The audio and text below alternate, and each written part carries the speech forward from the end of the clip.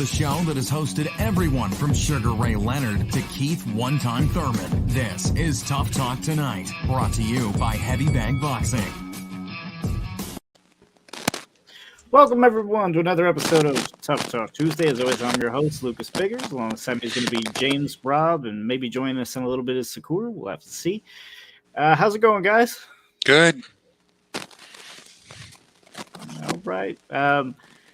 Let's come to you first, James. I know you were just at a show. You want to go ahead and talk a little bit about that show? Okay, so this was Thompson Boxing, and it was held out in Ontario, which is about roughly an hour east of Los Angeles.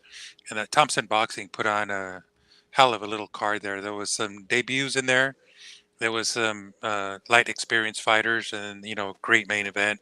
I'll get straight to the main event. That was Georgia Costa against a kid named Isaac Avalar from Mexico.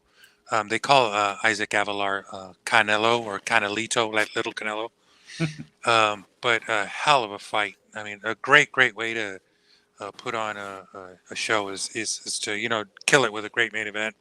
And these guys were evenly matched, evenly sized. There was no kind of A-side mauling here. It was good. And so Georgia Costa pulled out a unanimous decision. He had to work for it, though. Again, this was not a walk in the park for him, being A-side and Thompson Boxing fighter. He got tagged in the second round. Good. Stayed on his feet and fought back valiantly. Came back to win maybe rounds 3 and 4, and in the 5th got a knockdown. And went on to win. It was an 8-rounder. And then, hats off to Thompson Boxing. Super well organized event. It's just they had a live feed on YouTube with Beto Duran and Doug Fisher of Ring Magazine. And it was just a fantastic little event. Really, really happy I went. It's quite a drive. But it's all worth it in the end. All worth it. Yeah. Nice little cruise. So yeah, hats off to Thompson Boxing. Great job there. And they got one coming up August 20. So for all our listeners, hopefully that would be on YouTube again, and you guys can have that live feed. Sit back at home and enjoy some great boxing. It's not on TV, it's on YouTube. Can be on TV if you have that program. So great job there all together. Yeah, I look forward to seeing Acosta. Let's jump into this weekend's fights, though. We got Danny Garcia going up to junior middleweight to take on Jose Benavidez Jr. Guys, what's your thoughts? Can Danny Garcia win at 154? And is he going to be able to sustain a career going forward at 154? I have my doubts, but I did want to hear what you guys thought. Go, Rob. Is it wrong to say that I want to see this fight first? Because I'm just saying I love Danny Garcia, and I think the kid is competitive in every fight that he's in. You got to take your hats off to him. He studies. Him and his father both studies. They know their craft. They come in to win. They come in to compete. So I definitely think that he'll be competitive. The problem is he's always the underdog. He always is, because he's got sneaky power. He's got real sneaky power there. And going up to 154, he's going to need that power. I don't know if the power that he has will transcend in that division, but I'm willing to watch it to see what happens, because Jose Benavidez is at the utmost confident in his career right now. He's happy with the last fight that he was in too. He's happy with his promotional team now. He's happy with his trainers. He's happy with the work that he's been doing. So he's very confident coming into this fight. Danny Garcia hasn't been in the ring since he lost to Spence. He's moving up in weight. I need to see what he can do in this fight. And I'm saying that to say he better do it convincingly. The question for me is going to be, can he still pull off that no-look left hook at 154? Is that power going to transcend into 154? Because honestly, I'm not even sure if it moved all the way up to 147 with him. Well, that's a signature shot. Is the hook? He's got a killer hook. There's no question about it. He's worked he it, does. and he, that's the key component in his arsenal. I love to see him do that. Starting off with his opposition, I really don't, and I didn't see it in the last fight. Based on what I saw in Jose Benavidez in his last fight, his boxing skills were so diminished. No jab, no footwork, no head movements. Semi-ready to brawl. I think he was trying to score points with those dirty looks he does. I can't make those faces. Honestly, I don't know how, but I mean, he's got that real sinister look, and I'm like, you need to hit somebody. You need to throw punches. You need to move your head. You need to move your feet. You need to do things in the ring. I just didn't see it in Jose Benavidez. It looked like he had lost a lot of weight. Apparently, I heard through another source that he had lost up to 70 pounds just for that fight. Still came in over. Not a good look. And Garcia is always in great shape. My question is, why 154? Why isn't he trying to go at 147 again? I think he could make that weight. He's not a big dude. But if he's going to do 154, then that's where he's at. For me, I'm thinking, why did he leave 147 like you? And my only thing I can come to is the top guys at 147 he can't beat. So he says, I'm going to move up and try to be in a division that maybe I can get some decent wins in. My only thing is go ahead. Just want to say this real quick. That's true. I agree with that. But there's a lot of people coming up that he can fight, that he can test. He can be that guy, and make a nice living at it too. Because 154 is that's going to be real hard. It's going to be real hard because those are bigger guys, punch a lot harder, and he's not getting bigger. No, he's he's going to have that small reach. He's really not made for 154, and I think your point is valid. I mean, there is a lot of people that he can go up against at 147. I think the problem is he does not want to be that gatekeeper type of guy. Unfortunately, though, I think Rob is that what he's going to have to be? Because he's going to end up kind of doing the same thing at 154, because once he hits the upper echelon of 154, he's going to start taking losses there too. I honestly can't see Garcia getting a belt at 154 unless it's against a vacant, I don't want to say setup, but setup fight. Yeah. Well, the whole article came out with the interview on that from Danny Garcia, and that's exactly what Danny Garcia said. He feels strongly that he can't beat the top guys at 147. He wants his own weight class to go into and try to be the best at a new weight class. That was exactly why he made the move, and he said it. So the issue with that is with Danny Garcia, I think everybody is still wondering how good of a fighter he is, because the greats move up and win, right? The greats move up and win. He's actually moving up because he can't beat the top competition in a division.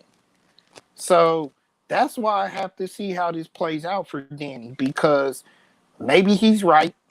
Maybe 154 isn't as stout as 147 right now. And I guess he's hoping nobody moves up no time soon, and he can hold a belt and do something in that weight class for a while. But we have to really find out.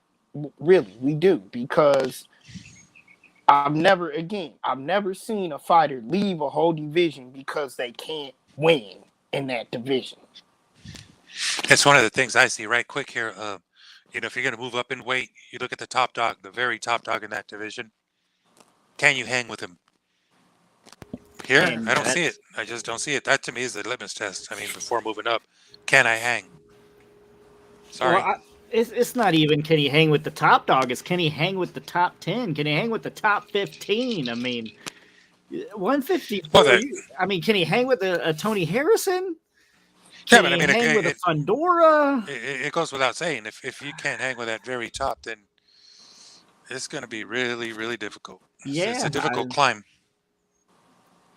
I Um, mean, if you can't, then we'll stay at 147. How's that? so And be let's that man. Be that guy. right. Let's say Jermell Charlo. He's probably Charlo's at the top, right? So, Rob, can you see him even competing with Charlo? I don't. I'm gonna be honest. I think he gets smoked. He gets smoked early. Danny Garcia is competitive in every fight that he's in. Right? I truly believe he's a competitor. He's gonna compete in every fight that he's in. He's gonna be able to give Charlo something that he hasn't seen before. Because as much as we hail the Charlo brothers, even this one, they haven't been in the type of big fights that Danny Garcia has. Let's be honest. So he does have that type of experience where he's been in some blockbuster type fights in key matchups. So he's going to be able to compete. Can he win again? That's the question that everybody has. And right now you have to say no. You don't believe he can win because again, he hasn't beaten the best when facing them at a lower division. Yeah, I don't see. I mean, if anything, why not try to make 140? You think with Danny's frame, he would be easier to make 140, and you know that's more of an open. I mean, I know he's a little bit older of a fighter now, so losing the weight's not as easy as it used to be, but at least that's more of a vacant division, and I think Danny Garcia was better at 140. Moving up to 147, he did lose kind of a lot of luster there, but I don't see him moving down. I thought he should stay comfortably at 147, but his opposition in this particular fight is safe. I hope that that Benavidez' abilities are much improved over his last fight and the fight before that because they just didn't look good. They just didn't. And you know, there's a world of difference between David and Jose. I think David's working it. He's working his craft. He's improving. I didn't see that in Jose, and I hope he proves me wrong. I hope he comes in, you know, in shape and moving and, you know, sticking, moving and doing it right. And, you know, if you doubt what I'm saying, just go back and look at that last fight. yeah, His abilities, you know, abysmal. the weight too. What was that about? He weighed what looks like 157. The other guy 158. 34 is the other guy with 157.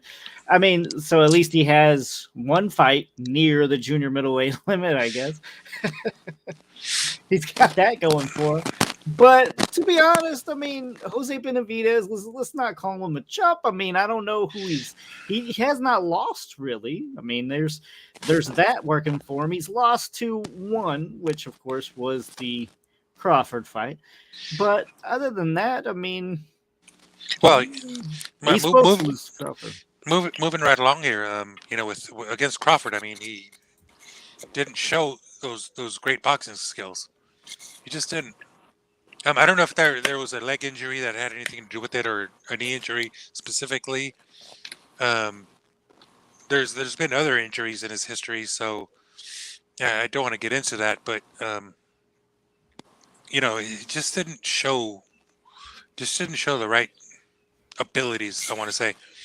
He had a difficult night against Crawford, and a lot of people have. I'm not taking anything away from him in that regard, but just didn't show it.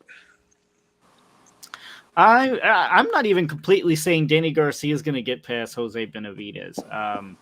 I do not like 154. I know I stated this in our last show that we did have. I think this is bad for Danny. I don't think he can move up like he thinks he can. I do not think his punching power is going to translate either. I think everything's all around a bad idea. I think he does need to stay at 147.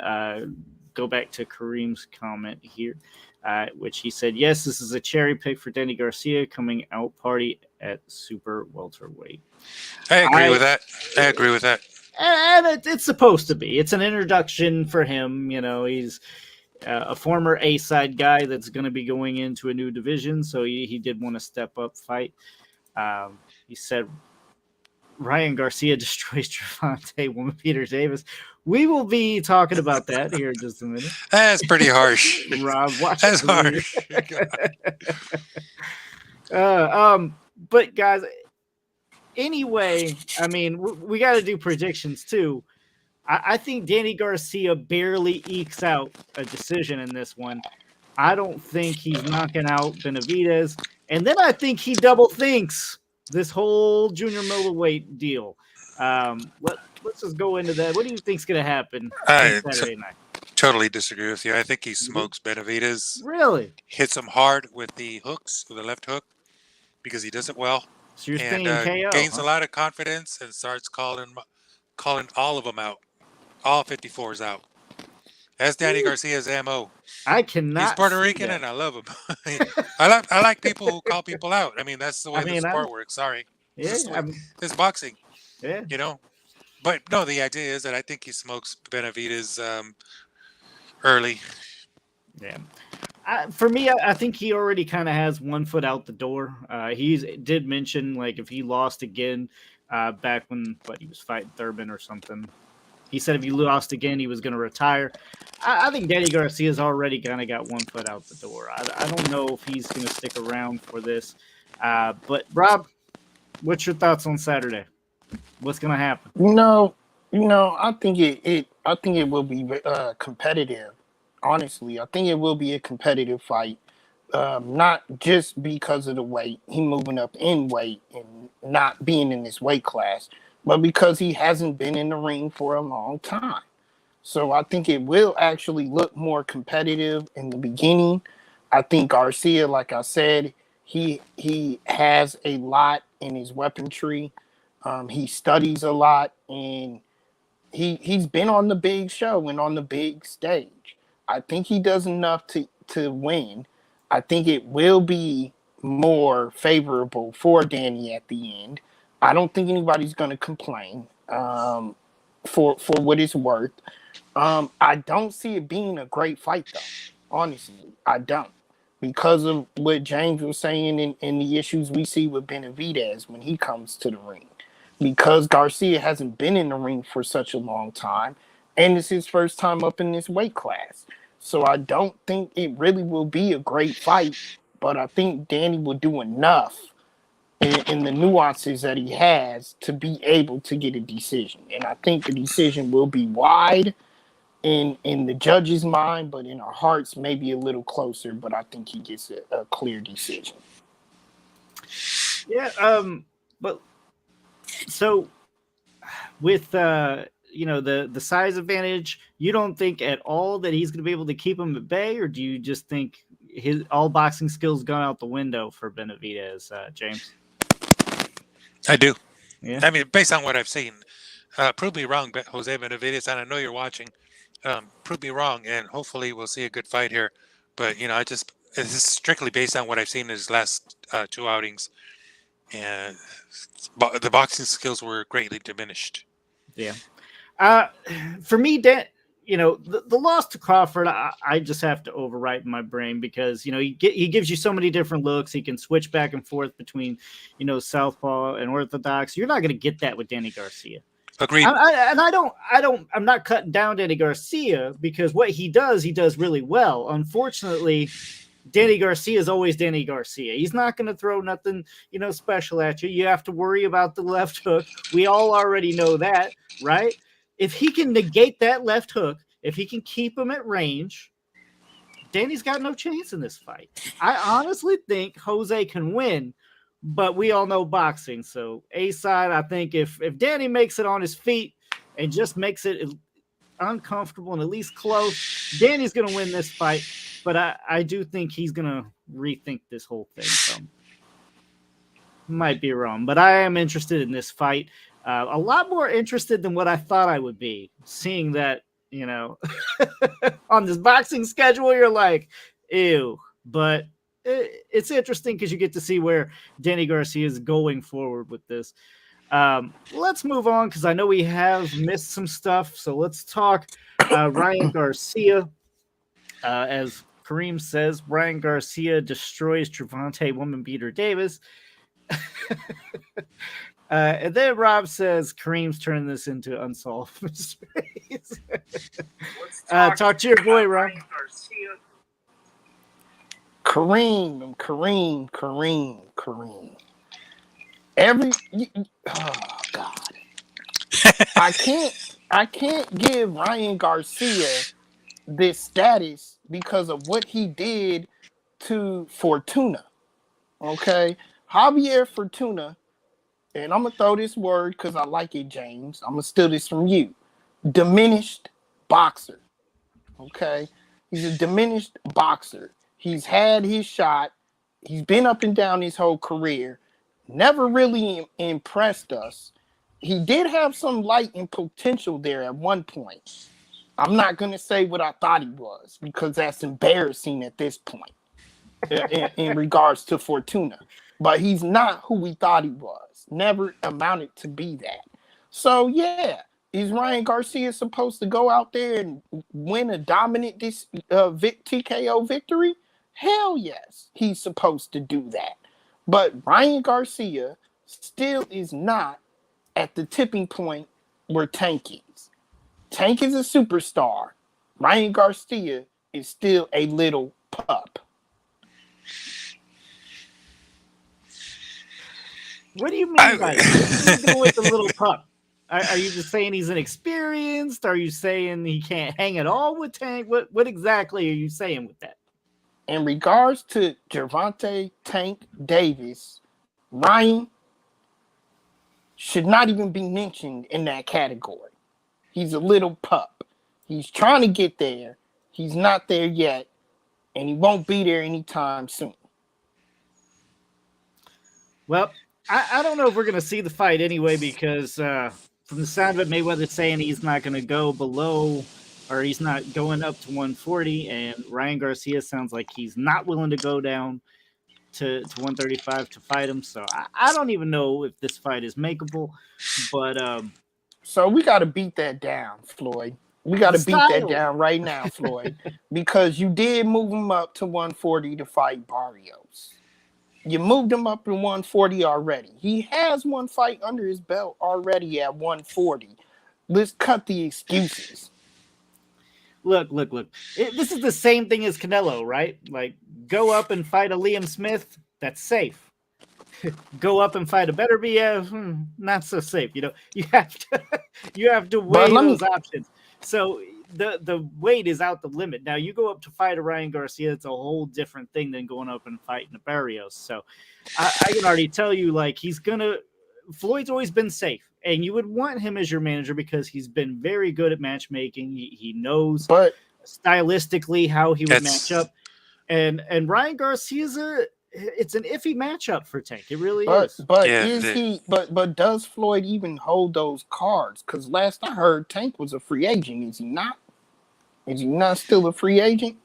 I don't think Tank's ever been a free agent. I say he is, but he listens to Floyd regardless. I know that Floyd is still in the mix. To what degree, I'm not sure. But what I do want to say about Ryan Garcia is that, yes, he is talented. Yes, he is quick. Yes, he is good looking. Yes, he is everything. He's got the following. I just think that the young man tends to be a little bit too much for himself. What I mean by that is that he's calling out all these fighters. He's calling out Floyd. Come on. Take a step back, Ryan Garcia. Chill. I thought you liked people that call people out. I do. But there's a time and there's a time and a place for it. And for him to be saying, Floyd, do you want some? Come on, that's not really calling people out. That's more banter. Yeah. Let's be honest. Okay, so I get it. Now, what I want to say about Ryan Garcia is work your way up that ladder and incorporate the business of boxing more than the show of boxing. What I mean by that is this. You take your fights, Fortuna, fantastic. You showed your skills. Take another Fortuna, take another 135 or 140er. That's going to give you a good fight. Boxing is a fucking business, and you don't just bite off more than you can chew. Let me put it this way. It's not time for him to fight Gervonta. Now, Isaac Cruz got that fight. He got that fight, but he got it because someone else fell out. That was going to be who I Gee. suggested he go to fight. You know, who was that? Right. All of a sudden. Now, the deal is that they want to make that fight at 135. It's going to be 135. Chill, take your time, pick and choose your battles, work your way up that ladder, and you're going to get that fight. It's going to come. Right. But Ryan you don't Garcia- have to.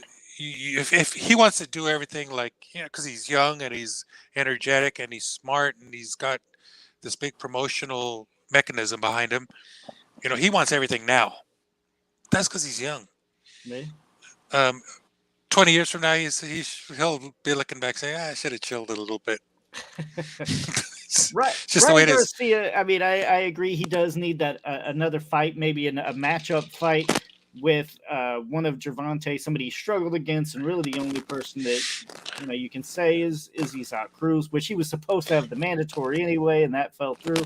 So why not fight him anyway? You win, and if you knock out Cruz, you can be like, "Hey, I knocked somebody out. You couldn't do that. Now let's see who the better man is." At least you need that measuring stick with each other to be able to warrant this fight. And I don't think it's quite there yet. But I do think, and a lot of other people may back me on this, that it may actually sell more than Crawford Spence.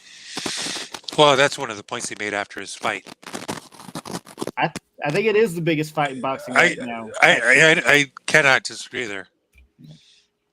Let me go ahead and oh, sorry. Finish, James.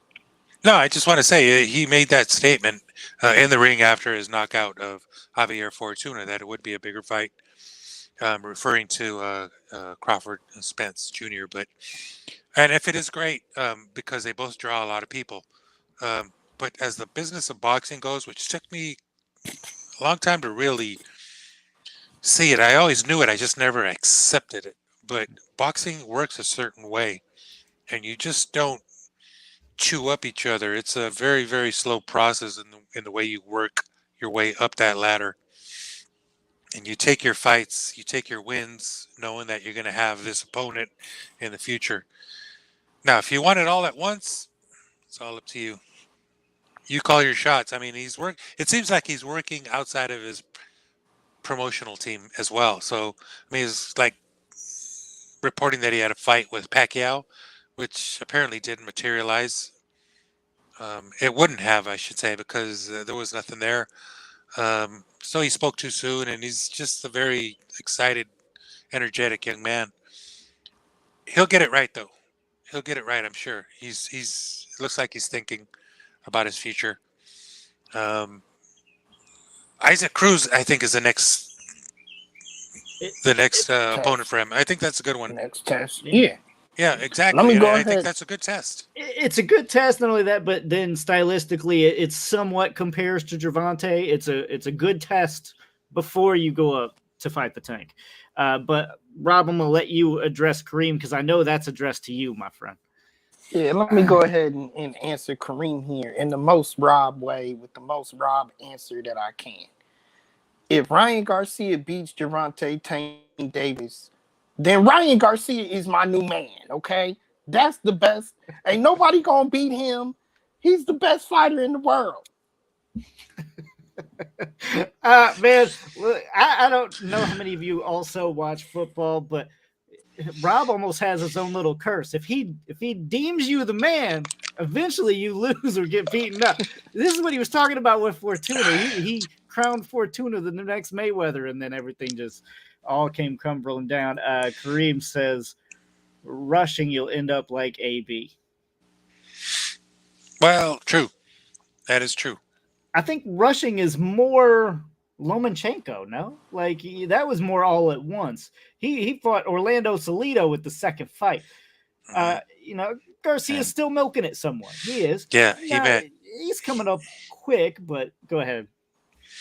No, real quickly on Salido. I mean, that was a bit more than he could chew, and the reason for that is because sometimes experience and wisdom will whoop youth and agility. And that's all I got to say. I didn't say low blow either. Yeah, that's true. Now I did want to talk a little bit. It may be, not a lot of people want to talk about this guy here on the undercard for Danny Garcia versus Benavidez, but I did want to talk a little bit about Kaunaki. He was once a contending heavyweight. Everybody had kind of a hopeful, wishes for him, but he lost twice to Hellenius, and now he's fighting on the undercard for this. Guys, can he even get back, or is it just something that you just got to kind of go on with your career at this point? Absolutely not. Those 2 losses were horrendous. Those were terrible losses. I was embarrassed for him when I watched those fights. Not that Hellenius is not a competitor. He is. But the way Kaunaki was brought up, how everybody preached that, oh, this guy is something to deal with in the heavyweight division, and to have those losses the way he did. Froze up. I'll go. I just want to say, Kaunaki, he's had some good bouts. He's had some really good outings. He showed some really good hand speed. There was a talk of him fighting. Are you there, Rob? No, not yet. He was. We're looking at fighting Reese possibility with a possibility of him fighting Reese. No. Go ahead. No, I was done. That's what I'm saying. Go ahead, because I was done. There was some talk about him fighting Andy Ruiz. She could have been all right. He showed some really, really good abilities early on. Good hand speed, tough, good chin. We'll see what happens here. I don't think his opponent is the toughest. Well, but it's just we're looking at levels, and this is not a top level fight. No, his guy that he's fighting, he's 16-1, but he does have 70% KO ratio, which for a heavyweight, I would assume that's somewhat average. Mm-hmm. But I'm still eager to see if Kaunaki can redeem himself, because I'm all for the underdog. Right now, it's basically, is it a redemption story, or is this Seth Mitchell all over again? There's a little of that there as well. Yeah. And I hope the best for him. I hope he wins. And seems like a really cool cat. He's got a big following in New York, and with a Polish crowd. Here in Chicago too. Chicago, yeah, exactly. Huge Polish I know following. That. So. I know that when Chavez Jr. fought Andres Fonfara, there's a huge, Chicago, huge following there for him, which is great. I'd love to see that. But this fight is, it's kind of a second level kind of thing. And, if these guys go in there and really give each other hell is great. And it's good for the sport. But, it's not top dog stuff. No. We know who the top dogs are. Speaking of top dogs, I do want to switch topics here. I want to talk a little bit about Canelo Golovkin 3. So, I don't know if you guys have seen the pressers and everything, but he was basically like, Canelo basically saying like, oh, Triple G puts on this like, happy good guy face, but he's really an asshole. And I'm like, well, he should be an asshole to you. You know what I mean? The second fight was a draw. The first one, he won. He should be an asshole to you. Well. You're stealing all his glory. I mean, of course he's going to be an asshole to you. But I mean, what do I care? What is he telling these people that? Why is he so butthurt? I don't understand. You technically won. What are you bitching about, Canelo? I don't understand. You know what? I look at every action, and everything is in the name of profit. It's in the name of profit. Everything he does, and what they're doing now is selling pay-per-views. He's playing bad guy. He's playing villain. He's playing, the guy in the black suit, and that's all fine. It's boxing. It's part of the game. Promote. It's just that he's attracting more attention to the game is what he's doing. Meaningless banter to me. I read it that way. I don't read into these things. It's just fine. That's what you said. Okay, great. This is a nice soundbite. That's all you got. You still got to whoop him. Yeah, I mean, I would agree if he just said it once, but like he continued about it. Like I he think, drug it out. Lucas, the pressure is on Canelo here to whoop convincingly. If he drags this into 12 rounds and comes out with a draw, that is a loss.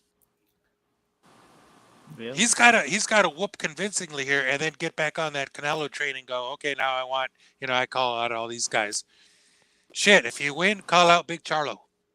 Yeah. I'm gonna Call say him out. this as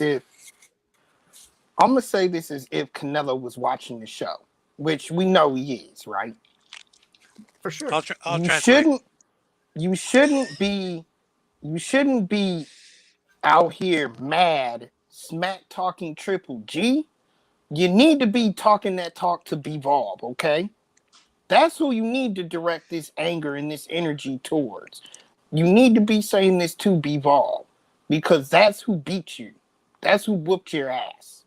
So stop going at Triple G as if this is a huge grudge match because people are saying you didn't whoop him like you were supposed to in the first fight. And the second fight was closer. No, save this energy for Bivol. That's what I want to see you for. I'm agreeing with Lucas. I think Triple G is a little past his prime in this one. And if he does whoop him, like he can even whoop him like a dog, it's not going to matter because everybody's still looking at his last loss. I gotta agree with that. And you know what? I just thought of something while you were speaking, Rob, is that Bivol did say that he could come down to 68 and take his belts. And man, if he can do that, that would light this sport up. This sport would be on fire. Boxing would be on fire if that fight was scheduled at 68. The question is it a good fire or a bad fire? Because that might burn the sport to the ground. It's a fire, man. You know what? I don't know that Bivol can make 68 and fight comfortably, either, but that's because he's always fought at 75, I believe. I'm not sure. I have not looked this up, so I shouldn't really speak to his weights in his fighting experience. But if this happens, if Bivol comes down to 168, Jesus, do we have fucking fight? If he can make 168 and not drained, I'm still taking Bivol. I'm still taking him. I don't think Canelo's disciplined enough. I think he's just going to keep doing the same stuff he was. Kareem, why is Seth Mitchell coming back? He's not coming back. I was saying Kaunaki could be a Seth Mitchell.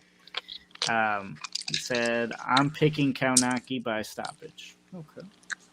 Get back to Canelo here. But, I mean, is Triple G too old? I don't know. I mean, he's getting up there, but we got to remember, I mean, Golovkin has always fought him close. I don't think anybody's ever really handled or walked over Golovkin yet. Right. He has definitely had some closer fights as of late, but even an old, worn-out Golovkin still has an incredible chance against Canelo. Well, the only thing I got to say there is that they're fighting at 68, and I feel a bit apprehensive about that. Why? Because I've never seen him do it. His entire fighting life has been, well, professionally, 160. It's always been 160, and now he's doing this 168 thing, and who knows how he'll perform. I wish he would have taken the fight at 68 before Canelo. That's not the case. Yeah. I was hoping he would, but we'll see. The real issue there is rehydration. I can barely say it. The rehydration. Who knows? Because Canelo tends to balloon up quite a bit. That might be to his advantage. Remember, these guys work every angle in terms of advantage. They work every angle. That's their game. That's the game they play. Talking Reynoso, Canelo, that whole team. Being the A side has its benefits. Everything. They work every angle. Who knows? Who knows what rehydration limits are like, if there are any limits? With Golovkin being older, 168 for him now. Maybe he doesn't have to drain himself. Maybe he's able to look a little bit better. Yeah. So it might work out in Meaning, Golovkin's favor. this is somewhat of a not an advantage because not an advantage, but maybe a plus for him. It could be. I don't know. That's the only apprehension I have. Other than that, the guy can, he has seen the keys and to fighting Canelo because he just saw Bivol do it, and he's very capable of fighting that style. For sure. So that's completely unlocked. The information's out there, so let's see if he can capitalize on that. Golovkin, I think he can stay disciplined, and I think he can too. I think Bivol kind of laid out a blueprint to follow too, and I don't know. Canelo could still be in trouble. You never know. Rob, it sounds like you honestly not giving Golovkin any chance anymore. I don't know. No, I think Canelo. Honestly, I think Canelo's going to take his loss out on Triple G. I think you're going to see a completely different animal in Canelo out there, and at the age he's in the shape that he's in with Triple G, he just again that word James used, diminished. There's some diminished skills in Triple G. I feel like he's kind of coming down, and Canelo's coming off of a loss. He's going to be highly pissed off. In a matchup he definitely should be favorable in, and a guy he's very familiar with. I think Canelo's just going to take it all out on him, and Triple G's really not going to have that chance.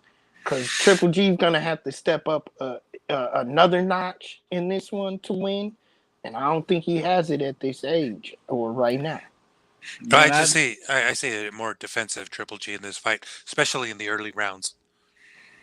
It's funny. I was going to say the same thing. I do see him a little bit more waiting, a little bit more patient, a little bit more disciplined in this third fight, reserving himself, not a lot more volume punching. It's not going to look anything like the first two. And I think he's going to load up on his punches. I think he's going for a knockout in this one because I think Golovkin knows that's the only way he's ever going to win. He got robbed twice already. What else can you do? He's going to try to knock him out. I mean, he's going for the gusto in this fight. It's really all he has left anyway. And I'm pretty sure Golovkin might hang him up after this fight. I think this is it. I mean, this is his last hurrah. So I see him loading him up. I see him setting traps. This is going to be a different look from Golovkin, but I think it might be same old Canelo, My book says 1-1 right now. It's a tie. It's 1-1. Do you see that Golovkin can win this?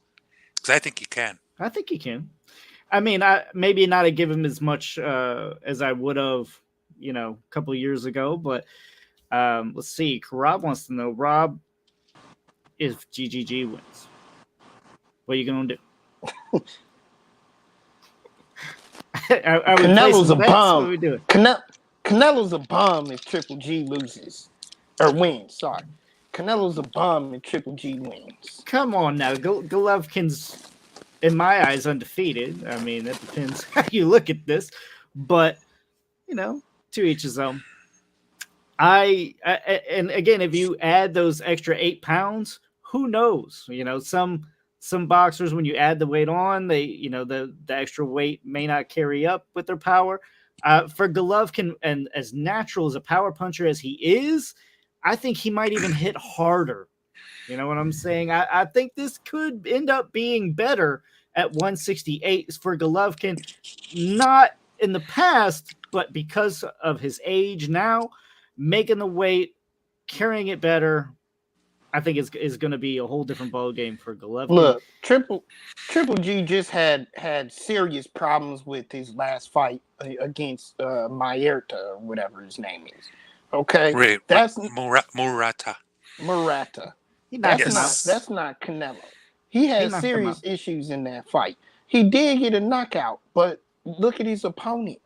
This is Canelo you're talking about, guys. Canelo. Y'all are wrong on this one. I'm telling you, for all you people that's hoping Triple G comes to fight, you're wrong. I think he can. I think he can pull this off if he boxes well, works from the outside. I think he can do this. If Bivol did it as well as he did, I'm talking 11-1, 12-0, 12-0 in some cases. This can be done. I mean, you And got Canelo is fucking great. He's a great fighter. Right. He's a great fighter. It can be done. Bivol did it, and there's just one division difference. but you Bivol got and And look Triple at G, Triple two G's. different fighters. Look at Triple. Yeah, right. But look at Triple G's experience. And the fact that he's not going to drain himself to 160.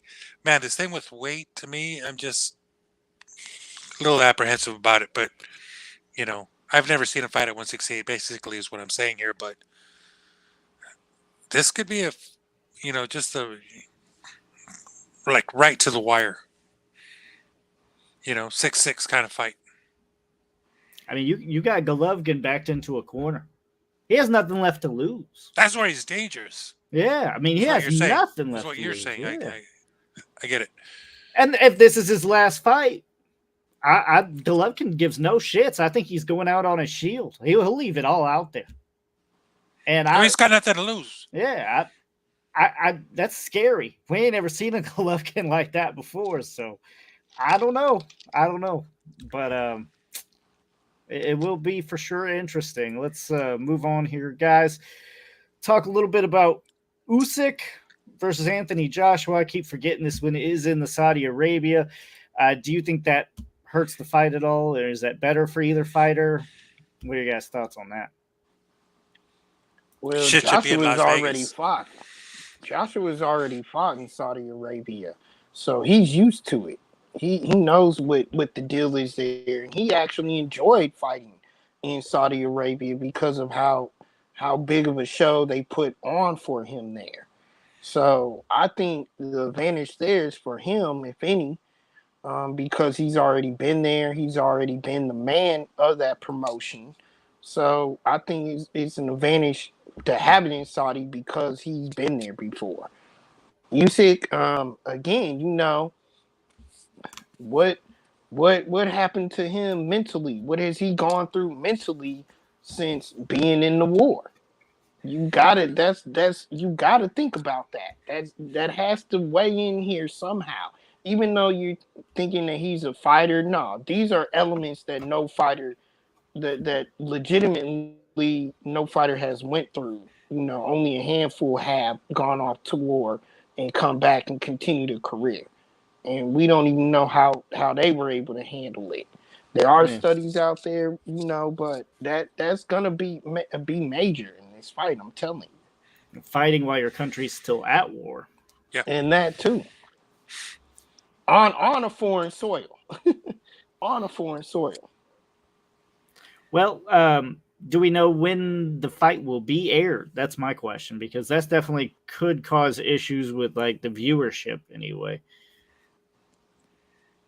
Is that going to be good question? Because I feel like Joshua fought when he fought there. Joshua fought in the afternoon. Yeah, so you're going to be missing out a lot of American audience. Yeah, when you do that. I'm not sure what the time differential is, but then they have the heat that they deal with. So I think I'm just guessing because northern Mexico does this a lot because it gets so hot there. A lot of the events are pushed into the evening and late at night. My mother's from an area that gets up to 120 regularly in the summer, and it's malls open in the evening and stuff, and it's at evening. Things are real quiet during the day, and people come to life at night, and I think that's might be the issue with Saudi Arabia. So it's hard to say, but I'm sure that information's out there for us. As getting into the nitty gritty here of the fight, Joshua got a new trainer in Robert Garcia. Solid trainer there.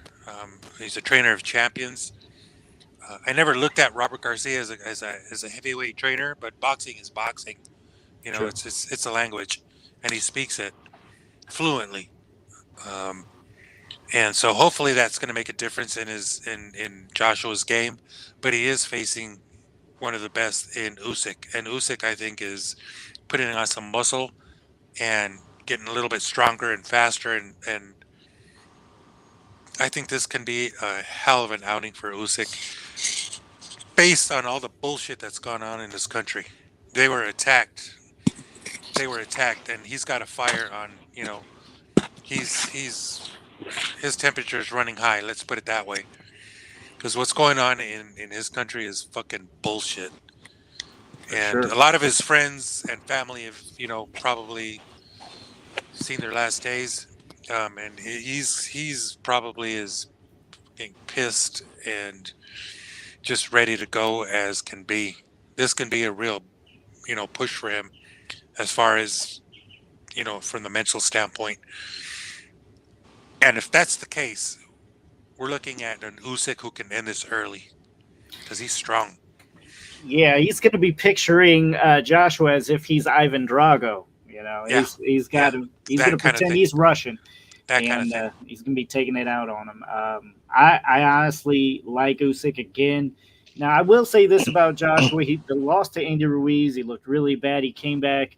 He boxed very disciplined, and he was able to pretty much wipe Ruiz out. So, I don't think that can happen with Usyk because Usyk's just that much of a pound for pound guy. I mean, he's very, very good. But Rob, does he have a chance to make the comeback and pull a Lennox Lewis and beat Usyk and get those titles back? Yeah, he definitely has a chance. The problem here is Ruiz coming back to beat Ruiz was a simple game plan for him. He just needed to box. That was the game plan, and he executed it, like you said, greatly. And he amended that loss, and he won by displaying a beautiful display of boxing. This one you're gonna need a lot more boxing. Right. This one is not boxing that he has to go to, and it's something that's been a question mark for Joshua from the beginning. It's that dog mentality. You can't go in there and fight a guy like Usyk and not be the bully. You cannot be a bully in there. You have to bully him around in the ring. You have to show him who's boss. You have to make him respect you and your power to back him off his game plan. So that's really what needs to happen. I don't know if Joshua has the chin to do that. That's a damn good point.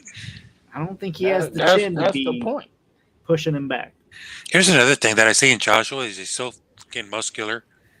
I don't know that really helps. Look at Terrence Crawford. He's not muscular. No. He's just and can he punch? Look at just going back, someone that we know well, Chavez Sr. You see muscle in that? He just breaks down a fighter, works the body, and then works it some more. And guess what? Works it a little bit more. And gets that guard down and then starts working upstairs. And it's like, how do you beat that? Yeah. It's hard. And all that muscle, I think, I don't know what Joshua's going to look like coming into this fight. Maybe if he was fighting Fury, he'd bulk up. I don't know. But here, I don't think it's going to help him. I don't think it helps him with a guy like Usyk, who's as nimble as he is. Usyk moves extremely well. That he does. I don't think it's going to help him either. I don't think it may work well on some other heavyweights, but in every other aspect of boxing, I would say the big muscles are not beneficial. I mean, I think easier. I think the way the way the equation goes is that you got those huge thighs and calves and biceps and triceps and whatever you call those things, man. And it all absorbs energy and oxygen. It's the way it works. And you got to save some for the lungs. And I think that's why he's gassing out late in rounds. In this last fight against Usyk, he was on a couple of occasions out of gas, and I've seen him out of gas before. And I think that it's his physical makeup. I don't. It's just not a boxer's body. It's really not. And Usyk's going to make him move. Usyk's going to make him move. He's going to make him, move around that ring, and he's going to wear him out. Usyk went a lot to the body in that first fight, and I assume it's going to happen again in the second one. Um, if anything, I think Usyk's able to make the adjustments more to Joshua than Joshua will ever be able to make to Usyk. I think, if anything, Usyk will make this even more wide of a victory. If not, Usyk might be able to get him out of there. Joshua was ready to call it quits at the end of that last fight. I mean, he was all but out. So I think that fight ended a little early. I think that bell came a few seconds early. Otherwise, there was a little bit of a we could have had a different outcome. yeah. Kareem wants to know, Rob, what if Joshua pulls off the colossal upset? I don't know if it's colossal, but it would be an upset for sure. I think Usyk now should be the favorite going into it. Well, the beauty of this is if he does win this fight, and I don't think it's a colossal upset either. Some people would consider it an upset. You could argue either way, but I think if he does beat him, and the problem is I think he has to do it with the KO, or he has to do it convincingly, because otherwise, I think we're going to a trilogy, honestly. With Fury out the picture, as much as Fury talks that talk like he wants to fight Joshua, this and that, Fury's got other issues. Fury has other issues to contend with. And I'm not too keen on the retiring and unretirement talk unless you're Tom Brady. So, I think we're heading towards a trilogy in this one. Wilder, unfortunately, is really out the picture. Fury, I don't see him making a comeback out of retirement. He could surprise me, but I don't see it. I think we're looking at a trilogy if he wins. I think Kareem just asked, will we see Fury versus Joshua? I think that fight is inevitable. I don't care if they both lose, if one loses, if Joshua loses to Usyk. It's too big of fan bases for the fight not to happen. It will happen. It's just a matter of time. That's all I'm going to say to that. If it does, it has to stay in the UK. But Rob, we are kind of moving forward here. Let's move to rapid fire, because I think you do have some nice topics for us tonight. Well, I do. The problem is we don't have a full house like we normally do. Hey, we got to make do, right? One interesting topic that I've seen on ESPN, and you guys might need a moment to think about this or whatever, but ESPN put it up, and I like kind of the concept of it. But it was about boxing trades. Like, who would you like to see traded promotional-wise in boxing? And, like, the first example they draw out is, like, from PBC trades Gervonta Tank Davis to Golden Boy for Virgil Ortiz and Joseph Diaz Jr. That's like the kind of example that they gave there. And there's some others in here like Deontay Wilder to Matchroom for Conor Ben. That one really don't make sense. But who would you like to see kind of traded? Or like what type of trade value would you see out there if somebody like Tank or Ryan Garcia got traded? I mean, clearly you're wanting to trade to make like the big money fights that we haven't been able to make so far. I think if you trade, Crawford to PBC, obviously that fight's 1,000 times easier to make, and eventually maybe it does get made. But I still think there's going to be issues with the fight getting made regardless. So maybe they're going to try to milk it now since they're both PBC, and maybe they, both go their separate ways for a few more fights before they finally fight each other. I mean, just because they get the trade doesn't mean anything's going to happen. It's hard for me to say who I would want to see get traded, really. James, anything you can think of? No, it's rough. We just need the guys that make these things that should make these things happen to make them happen, and we wouldn't need trades. Other than that, I would say let's get rid of Joe Biden and bring in Eddie Hearn because he's a deal maker and maybe he'll fix all this shit. Look, and another I'm thing. getting political and I apologize for that, but I mean it's No, like it's all right. we're eating Good. fucking beans here, and no, I'm joking, man. But no, as far as trades go, and I know it's entertainment, man. That's all cool. I really can't think of one, but it's not so much the trades; it's the mechanics of boxing that they're not working together. There's cartels, like I always call them, and that's all I can say. They don't work with each other. Um, I'm thinking like So the one that comes to goes mind to is my Virgil point, I'm thinking Virgil Ortiz, so he can see those top welters because he's with Golden Boy, and that may not happen.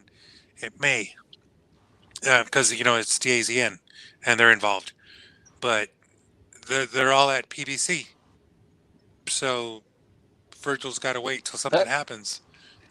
If we can do trades, I want to see, if anything, we could trade coaches, right? Can we do that? Can we trade trainers? you want to 'Cause I would trade love coach to trainers? I Why would love not? to see Roach take on Tank. I think that's a dream matchup for me. I think that would be immensely great for Tank's career, but maybe I'm alone on that. I don't know. No, I think Freddie can handle him too.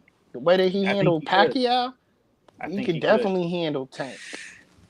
You add some elements like the angles and stuff that Roach will be able to teach him a little bit more of the footwork, and you have Tank who is unstoppable. Well, since you're going there, and unfortunately we could never get this, but I would have loved to have seen Emmanuel Stewart train Deontay Wilder. Oh my God. Well, we have a heavyweight, an American heavyweight at that. If Emmanuel Stewart was still alive to be able to train Deontay Wilder, that would have been something to see. That's true. I would have liked to see that because he's missing the basics, and Stewart would have ingrained those basics. We wouldn't be seeing none of these. He puts people out from wrong positions and wrong footwork. Imagine when he's actually sitting on his punches correctly, the way he could damage some of these fighters. I mean, the highlight reel would be even crazier than what it already is for Deontay Wilder. But we're talking about these trades. The fact that boxing doesn't need the trades is what makes boxing great, right? These are supposed to be able to be done inter-promotional companies. MMA can't do that. I will never see a Strike Force belt going against a UFC belt. That's what makes boxing good. We should be able to continue to do things inter-promotionally, but alas, sometimes it doesn't happen. The sanctioning bodies only have so much power. They can order fights, but that doesn't mean they're going to get made. Right. We recently saw that where things just didn't work out because there was just no room for negotiation. You can sanction or order all these fights, but it doesn't mean a thing really in the end. Yeah. It goes to purse bid. I think the WBA ordered one recently, and everyone said it's not going to happen. It's a no-go. And it got shot down. But that's typical for WBA business, I guess. So what's next on Rapid Fire? Which is my point, Lucas. Why have any trades? Why not just open up the floodlines like they're supposed to be doing and let anybody fight anybody from any promotion? That's what we need. The next topic then, James, this was actually something that was in our group chat that got kind of heated in the discussion talking about the fight that was this past weekend with You're referring to Gabe Flores? Sorry. The Gabriel Flores fight this past weekend where versus Giovanni Cabrera. The topic came up about sportsmanship, right? Right. So the question is do we want the fighters to show good sportsmanship, like shaking hands before the fight, all of that, when does good sportsmanship come into play, and when is bad sportsmanship? When is sportsmanship considered bad sportsmanship? Because It's it's It's- hard to answer, but I'm gonna do the best. I'm gonna see how I would do it, right? So if I'm fighting before the fight, I'm sorry, I might not be the biggest gentleman. One, you gotta sell it, right? You gotta sell it. I'm not I'm not gonna be like overly aggressively selling the fight or anything like that. But in my head, I also have to prepare for you as I'm selling the fight, right? So you're my mortal enemy until the bell rings after the fight's over. And then I will gladly be like, hey, everything I said was to sell the fight. I'll shake his hand. We're buddies after that. But up until that final bell rings, I have to put you as my enemy. And mentally, I will tell myself you're trying to take food out of my kid's mouth. I will tell myself whatever I need to the point that I need to kill this man, right? That's that's what I have to go into battle thinking. And then afterwards, I will gladly hug him, shake his hand, tell him, he's a great guy. But up until then, you're my mortal enemy. That's how I got well, it. that's good. But a little background on this is that I mentioned that in our chat that um, Giovanni Corbera motioned to shake hands at the face-off or at the end of the face-off, and Gabriel Flores had some words for him, and what those words were, I don't know. I couldn't hear it. Um, and so I was thinking that it was just kind of bad sportsmanship to do that, and we spoke about that, and Yeah. the conversation got a little out there, and that's all fine. But what I want to say is that when a person offers you his hand in a handshake, that's to say good luck and God bless you, man. That's all it is. And if you can't accept that, or if you want to play it up and say I'm not going to shake your hand and blah blah blah, well then it's part of the banter. It's part of the art of promotion. Let's say per se. Well, in this case, it just didn't look bad because he got whooped down 7 seconds into the fight with a solid 1-2, Mm. and down again, and then down middle of the match, and just not a good show. So what I'm saying is that you know, having taken that posture at the weigh-in, plus the fact that you got whooped, optics, kind of Yeah. not a good thing there. Um, he, Gabriel Flores is a good kid. He's a good fighter. He's got a lot going on. But as far as sportsmanship, um, he said it after the fight. He lost to a better guy, and I really don't recall exactly what he said, but he accepted the defeat, so that saved him. But my point was in that conversation, that doesn't look good. It really doesn't look good when someone offers to shake your hand and says "Good luck and God bless." Um, Yeah, that's a that little was bit it. That's different. at the crux of this conversation. If somebody's trying to It shake my doesn't look good. hand, then yeah, I'm still gonna be like, mean mugging him, but I might shake his hand. I guess that would be play by ear type of thing. I can't say what I would do for sure. So that bodes my next question though. Have you ever been so mad at a loss, severely mad at a loss, that you didn't even want to talk to, look at, shake his hand of your opponent? Has a loss ever gotten to you, or do you feel like it could get to you so bad where you just don't even want to be touching around that person at all? It already has, and it was actually just recently. With some really bad sportsmanship on the other side of I helped coach my son's baseball team, and it was severely bad sportsmanship on their behalf. Man, I did not want anything to do with the congratulatory thing at the end, but I sucked it up and I still shook their hand and I told them good game. So Good for you. You set a good example. it hurt, but it happened. Thank you. Yeah, and It did hurt. if your kids saw that, good, because they saw the better man. Thank you, James. Yeah, that's good for you, Lukis. But I've been there. I used to wrestle in high school. And like you said, It was a rule. You had to suck it up. You had to shake their hand. But there was just some times, man, where I just wanted to throw my headgear, throw everything, get off the mat, not even shake the person's hand at all. I'll see you afterwards, that whole type of thing. But and to me, James, I think sometimes you're supposed to be like that. You're supposed to have that grit in you where you just can't stand to lose, that you don't, that you hate that person. You don't hate, though. There's no grounds to hate. You want to beat his ass, but you don't hate him. You should hate the loss. Hate's a very strong word. You should hate the loss. I hate. You should hate to lose. I hate, man. There's no hate between these guys. They don't know each other. Yeah. I mean, now if it came down to like Gervonta and Garcia, maybe there's a little hate there because, there's a lot. There's no history there, but there's that competition, and they're colliding a little bit here. But I mean, case in point here, Cabrera and Flores, can't be any hate. They're young men. They're doing well. They're making money. They're successful already in their young careers. I'm just saying, don't be a hard ass at a weigh-in.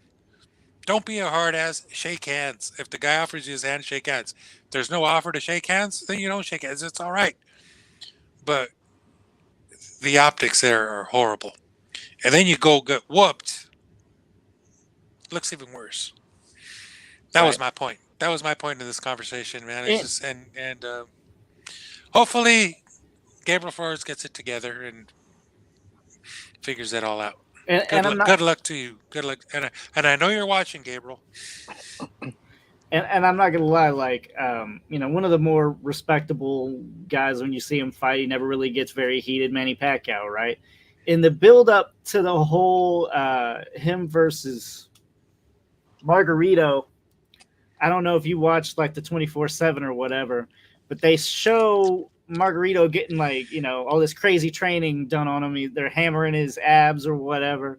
And they show this to Manny, and Manny's like, he's training hard, look. And Manny's like, good, he going to need it. He stays humble, but still kind of talks the shit, and he beat him up. And as he's beating him up, I remember that fight very vividly. Mid combination, he's looking at the ref like, "Are you going to stop this?" Or, he was still looking for pity for Margarito, but he also wanted to punish him, and I think he managed to do both. Yep. You can punish him, right, but still be humble and still be respectful. And I think Manny's really one of the few that I've seen pull it off so well. Well, I think you missed something because you never saw Manny put his hands up. That was him being pissed off. That's it. That was the clash. The height of his emotions. When he clashes, he's mad. Yeah. Yeah, the height of his emotions were, that. That's it. That means like, come on, brother. Yeah. Yeah, that's about as bad as Manny gets though. Well, yes. Last thing is shout out to Klitschko. He recently won an ESPN ESPY award, the Arthur Ashe Award, actually, for the work that he is doing over there in Ukraine and how he's on the front lines and staying in the fight for Ukraine. So that was well deserved and a great honor, I'm sure, for him to win that ESPY award, especially the Arthur Ashe. It's for great humanitarians. He may not be my most favorite boxer of all time, and I may have talked a lot of shit while he was boxing, but I got the utmost respect for him as a man. Well, good. All I can say is good for him, and may you engage those Russians and throw a hard right, tie them up, push their head down, and hit them again. Well said. All Get right. a knockout win, right. Hell yeah, knock them out. Knock them out. All of them. Before we leave, everybody got to tune in next week because there's a huge fight on Showtime pay-per-view with Jake Paul versus Hakeem Rahman Jr. You gonna say tune in huge next fight? week. Huge. Yeah, there's gonna be a lot to discuss about that fight. Now, is the fight huge? No, but at least the answer might get solved on whether Jake Paul can actually hang with a real boxer. We have our Actually doubts. excited for that one. No comment. We'll hear what he has to say next week. Uh, But thank you all for tuning in. It was a great show. Again, don't hesitate to check us out every Tuesday, 9 p.m. Eastern, 6 p.m. Pacific. Kareem, I truly enjoyed talking to you all tonight. We truly enjoy having you all tune in and input all of your comments. Again, 9 p.m. Eastern, 6 p.m. Pacific. Tune in next Tuesday. We won't pull any punches. Have a good night.